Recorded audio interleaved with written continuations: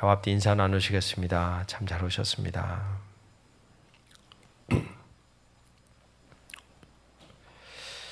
지난주 우리는 사사기 6장에서 7장 말씀을 통해 기드온이라는 한 사람을 만났습니다. 기억나실까요? 포도주 틀 속에서 숨어 있었던 기드온에게 찾아오셔서 하나님이 큰 용사여 라고 불러주셨죠. 그리고 32,000명을 300명으로 줄이시는 방식, 그 전쟁이 그를 통해 하나님의 것임을 드러내십니다. 그리고 빈 항아리에 빛이 담겼고 하나님의 방법으로 승리했던 장면을 우리는 기드온과 함께 생각해 보았습니다. 오늘 우리는 사사기에서 가장 복잡하고 어찌 보면 참 슬픈 가슴 아픈 이야기를 가진 한 사람을 만나보려고 합니다. 사사 입다입니다. 10장부터 12장까지 이 이야기는 단순한 사사 한 사람의 영웅담이 아닙니다. 인간의 비극, 그리고 하나님의 주권, 신앙의 열정, 그리고 말씀의 부재가 섞여 있는 참 복잡한 이야기입니다. 오늘 우리는 두 가지 질문을 붙들고 말씀 속으로 들어가 보려고 합니다. 첫 번째는 하나님은 왜 이 사람을 부르셨을까? 그리고 두 번째는 열정적인 신앙이 왜 비극으로 끝났을까? 이 두 가지 질문입니다. 오늘 1절에서 3절을 보면 말씀은 입다의 출생 배경에 대해 아주 상세하게 묘사하고 있습니다. 입다의 출생 배경은 당시 공동체에서 가장 낮은 자리였죠.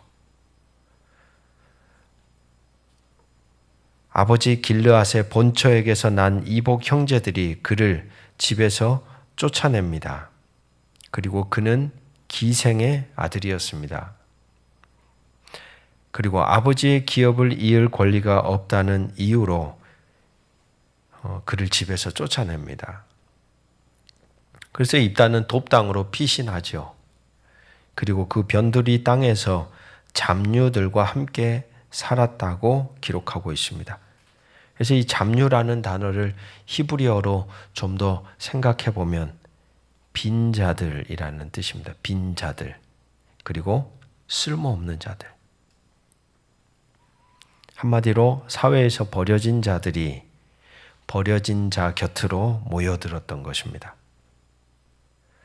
여러분, 입다의 이 배경이 성경에 이렇게 자세히 기록된 이유가 있습니다. 이 사람이 어디서 왔는지를 우리가 알아야 하나님이 이 사람을 부르신 것이 참 놀랍구나라는 생각을 할 수 있기 때문이죠. 출생의 낙인, 가족으로부터의 추방, 그리고 당시 사회의 변두리에 서 있었던 사람. 이것이 입다가 선 자리였습니다. 저는 이 대목을 가만히 보며 성경이 한 사람을 소개하는 방식에 주목해 봅니다. 어머니가 누구였고, 아버지가 누구였고, 무슨 일을 당했고, 어디로 쫓겨갔고, 이 모든 것이 서두에 빼곡하게 담겨 있습니다. 이 대목이 저는 성경이 한 사람을 대하는 방식을 가르쳐주는 장면으로 제게는 읽혀집니다. 지금 눈앞에 서 있는 그 존재만 딱 떼서 보는 것이 아니라 그 사람이 어디서 왔고 어떤 자리에 서 있었고 어떤 경험을 하였고 어떤 가정에서 어떤 환경에서 어떤 흔적을 안고 살아왔는지를 먼저 알려주는 것 같습니다. 이것이 어쩌면 사람과 사람이 이어지는 방식에 대한 성경의 제안이 아닐까 싶습니다.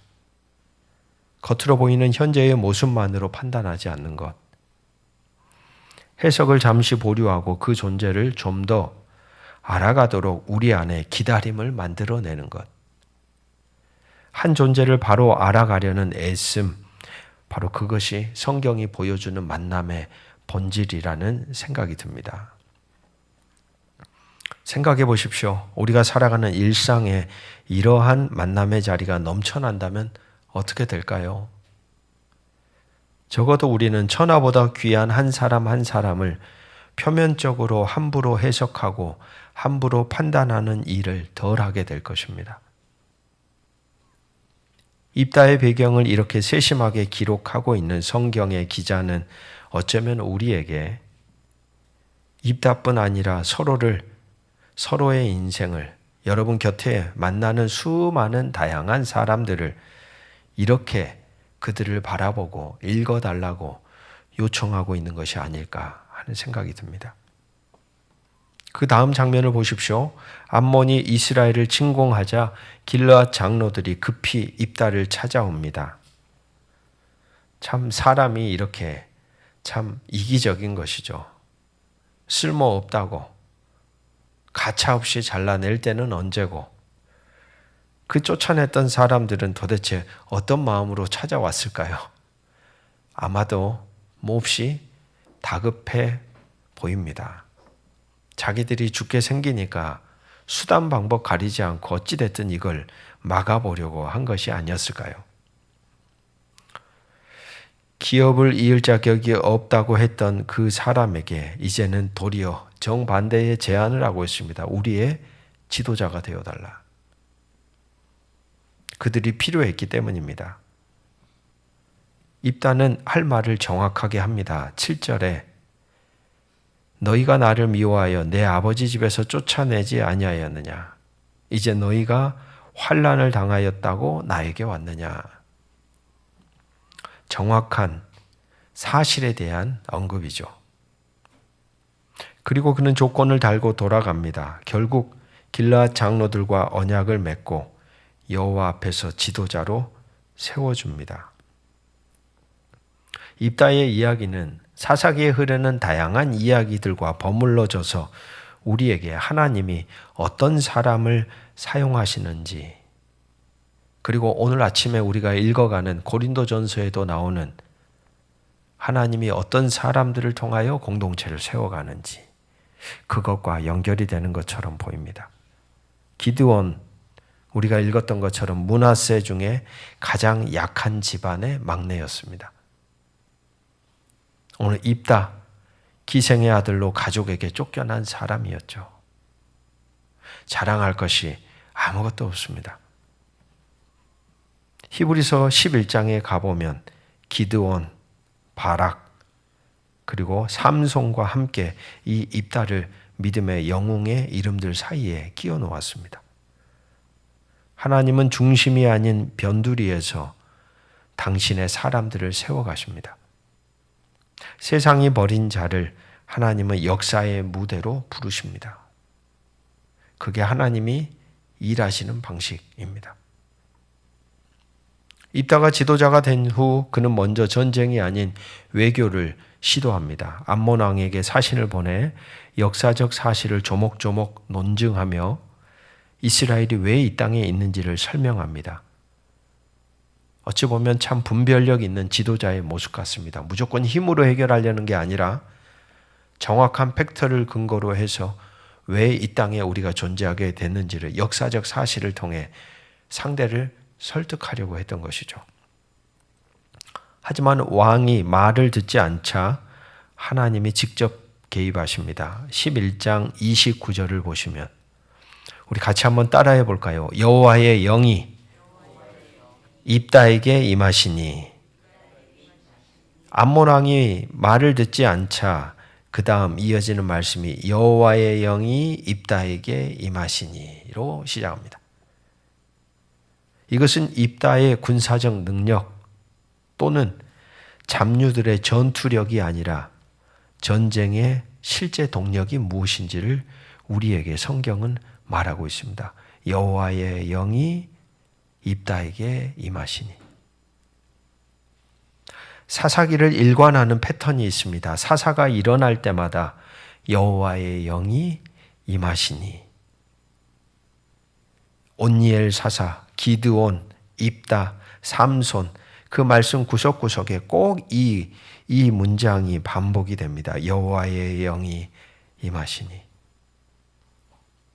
이것은 사사의 능력이 아니라 하나님의 주권으로 이루어지는 구원임을 반복해서 강조하고 있는 것입니다. 성도 여러분, 우리의 삶에서도 이 원리는 동일합니다. 우리가 강해서가 아닙니다. 이번 한 주간도 살아오시면서 여러분들의 연약함을 얼마나 깊이 만나고 보고 듣고 느끼고 깨달으셨습니까? 우리의 능력이 얼마나 무능한지를 경험하지 않으십니까? 우리가 강해서도 아니고 우리의 능력이 뛰어난 것도 아닙니다. 여호와의 영이 임하실 때 비로소 우리는 우리보다 큰 일을 할 수 있게 됩니다. 지난 주일 저는 몸으로 그런 것을 경험하고 깨달았습니다. 여느 때와 동일하게 말씀을 준비했고 주일 예배는 시작되었고 찬양대의 찬양이 울려 퍼지는 그 자리에 서는 순간 참 한없이 작아졌습니다. 알 수 없는 불안, 두려움이 막 밀려오는 것이죠. 그때 깨달았습니다. 내 마음 하나조차도 마음대로 바람을 불어서 바꿀 수 없는 존재. 무엇 하나 제거할 수도 없는 존재라는 것을, 설교자라는 자리가 나를 강하게 만들지 않는다는 것을 앉아있으면서 저는 느끼고 깨달았습니다. 할 수 있는 것은 단 하나였습니다. 주 예수여 나를 불쌍히 여기소서. 그저 조용히 그 기도를 반복할 수 있는 것, 그거 하나. 그리고 하나님이 반드시 나를 인도하시리라는 말씀에 기대어 서 있는 것. 그게 제가 할 수 있는 최선이었습니다. 그 자리에서 여호와의 영이 임하시니라는 말씀이 얼마나 소중하고 권세 있는 말씀인지를 저는 다시 느끼고 깨달았습니다. 입다에게 임하셨던 그 영이 연약한 설교자에게도 임하셔야만 그 자리에 설 수 있는 것이죠.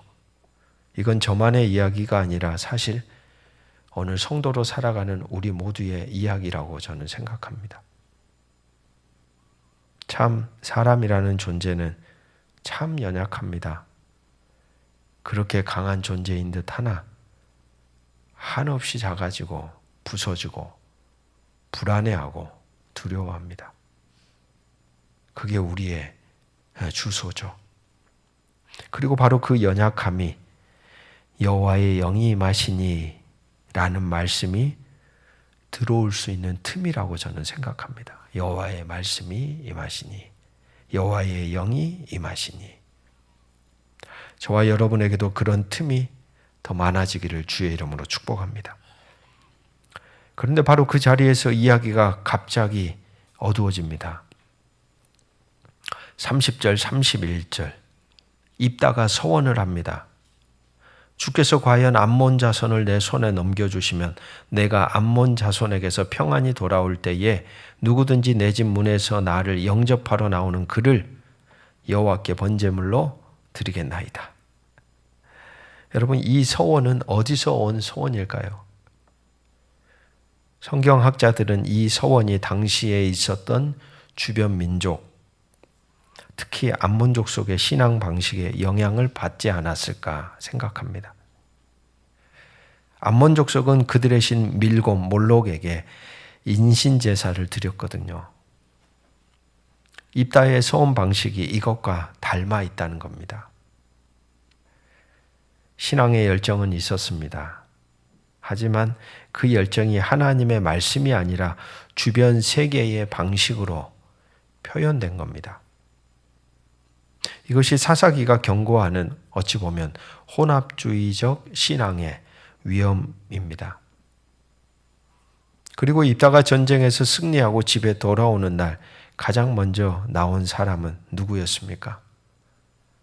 하나밖에 없는 자녀, 그의 외동딸이었습니다. 이 장면은 성경에서 가장 가슴 아픈 장면 중 하나입니다. 아버지가 옷을 찢으며 괴로워합니다. 그런 아버지의 말을 듣고 이렇게 응답합니다. 11장 36절, 37절. 딸이 그에게 이르되 아버지여, 아버지께서 여호와를 향하여 입을 여셨으면 아버지의 입에서 나온 대로 내게 행하소서. 다만 이것만 내게 허락하여 2달 동안 산에서 내 친구들과 함께 처녀인 것을 슬퍼하게 하소서. 딸은 2달간 친구들과 산으로 가서 처녀로 죽음을 슬퍼하고 돌아옵니다. 그리고 아버지가 서원한 대로 일은 행해졌습니다. 이 장면에 대해 성경학자들은 몇 가지 해석을 합니다. 하나는 실제로 딸이 번제물로 죽었다. 또 다른 하나는 평생 독신으로 하나님께 헌신하는 삶을 살았다. 결론을 명확하게 짓고 있지 않기 때문에 무엇이 맞을지는 사실 우리가 알기가 어렵습니다. 하지만 어느 쪽이든 분명한 것 하나는 있습니다. 이 서원이 하나님이 요구하지 않으셨다는 점입니다. 구약 성경은 인신 제사를 금하고 있죠. 하나님은 이 서원을 명하지 않았습니다. 입다가 스스로 성급하게 주변 세계의 방식을 흉내내어 서원한 겁니다. 그리고 그 서원이 그의 무남 동료에게 돌이킬 수 없는 비극이 되었다는 사실, 우린 그것을 알아야 합니다. 이 본문에서 우리가 놓치지 말아야 할 또 한 사람, 마지막 입다의 딸입니다. 성경은 딸의 이름을 기록하지 않습니다. 우리는 그 딸의 이름을 모릅니다. 그런데 그 이름도 알 수 없는 그 딸이 보여준 모습이 있습니다. 아버지에게 항거하지 않고 도망치지 않습니다. 오히려 아버지께서 여호와를 향하여 입을 여셨으면 아버지 입에서 나온 대로 내게 행하소서라고 말합니다. 2달의 유예를 요청했지만 도망치기 위한 시간이 아니었습니다. 처녀로 죽음을 슬퍼하는 시간, 즉 자신의 슬픔을 충분히 슬퍼하고 받아들이는 시간이었습니다. 그리고 이스라엘 여자들은 해마다 나흘씩 산으로 올라가 입다의 딸을 위해 슬피 울었습니다. 이름 없는 딸이 이스라엘의 기억 속에 해마다 기념되는 사람이 된 겁니다. 성경이 입다의 배경을 세심하게 기록했듯이 이 이름 없는 딸의 이야기도 오늘 본문은 아주 상세하게 기록하고 있습니다.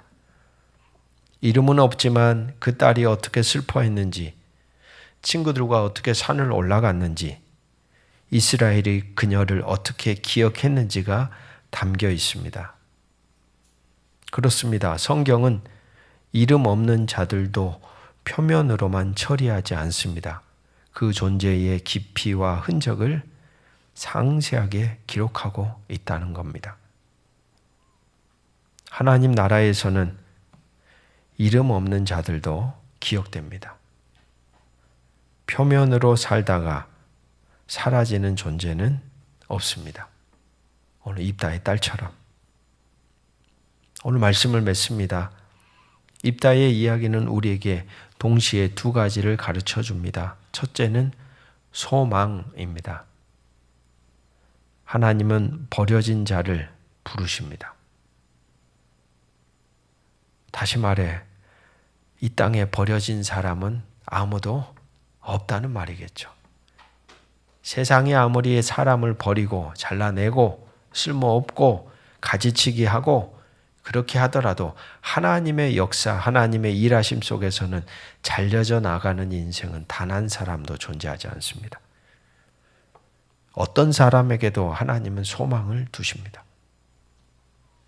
기생의 아들로 태어나 형제들에게 쫓겨나 변두리에서 살던 입다를 하나님은 이스라엘의 지도자로 세웁니다. 성경은 그를 믿음의 영웅으로 기록하죠. 여러분이 어떤 출생의 상처를, 어떤 관계의 상처를, 어떠한 사회적 낙인을 안고 살아가고 있든 하나님은 여러분이 서 있는 그 자리 어디인지 상관하지 않고 여러분을 하나님 나라의 거룩한 존재로 부르시며 소망을 부여하시는 분이십니다. 두 번째는 경고입니다. 입다의 비극은 신앙의 열정이 없어서가 아닙니다. 그 열정은 진짜였습니다. 순수하고 아름다웠습니다. 그러나 그 열정이 하나님의 말씀이 아닌 다른 방식으로 표현될 때 돌이킬 수 없는 비극이 일어났다는 사실에 우리는 주목해야 합니다. 열정이 있어도 하나님의 말씀이 없으면 입다의 비극이 된다는 걸 말하고 있죠. 말씀이 있어야 열정이 바른 방향을 찾아가기 시작합니다. 그래서 오늘 우리에게는 말씀의 묵상의 여정, 말씀 안에 이어져서 살아가려는 삶이 필요합니다. 뜨거운 마음만으로는 신앙의 길을 걸어갈 수가 없습니다. 그리고 오늘 성경이 입다의 배경을 세심하게 기록한 것처럼 우리도 서로를 그렇게 읽어가며 관계를 맺는 공동체가 되기를 하나님은 원하십니다. 표면으로만 보지 않고 판단을 보류하고 한 사람 한 사람이 어디서 왔는지를 알아가고 이해해가고 같이 이어져 가기 위해 기다리는 공동체. 이것이 말씀 공동체가 지향하는 하나님 나라의 자리다라는 생각을 저는 말씀을 준비하며 하게 되었습니다. 사랑하는 말씀의 동역자 여러분, 버려진 자리에 있습니까? 하나님은 그 변두리에서도 부르십니다. 열정이 있습니까? 그 열정이 말씀 위에 서게 하십시오. 이름 없이 살고 있습니까? 하나님은 이름 없는 자들도 기억하시는 분이십니다. 누군가의 표면만 보고 있지는 않습니까? 그 사람의 존재의 발자국을 시간을 두고 알아가며 관계를 맺어가는 시간을 가지십시오. 이번 한 주 입다의 소망과 입다의 경고를 그리고 성경이 한 사람을 대하는 방식을 함께 붙들고 남은 한 주간의 삶도 여러분에게 주어진 삶을 걸어가시면 좋겠습니다. 주님, 우리는 기생의 아들로 태어나 형제들에게 쫓겨나 잡류들과 함께 변두리 땅에서 살던 입다를 만났습니다. 하나님은 그 변두리로 찾아가셨고 여호와의 영이 그에게 임했습니다. 히브리서는 그를 믿음의 영웅들 곁에 세웁니다. 그리고 오늘 우리는 이름도 기록되지 않는 한 딸을 봅니다. 성경이 그 이름 없는 딸의 이야기를 이렇게 세심하게 기록한 것처럼 하나님은 이름을 알 수 없는 자들도 기억하심을 깨닫습니다. 솔직히 고백하건대 우리 중에도 입다처럼 쫓겨난 자리, 거절당한 자리, 또 절망의 자리, 잘려져 나간 자리, 낙인 찍힌 자리에 있는 이들이 있습니다. 때로는 그 상처의 깊이가 너무 깊어서 헤어나올 수 없는 사람들도 있죠. 그래서 우리는 포기할 때가 있습니다. 나 같은 사람을 하나님이 쓰실까? 그리고 주님 찬양이 울려 퍼지는 예배당에서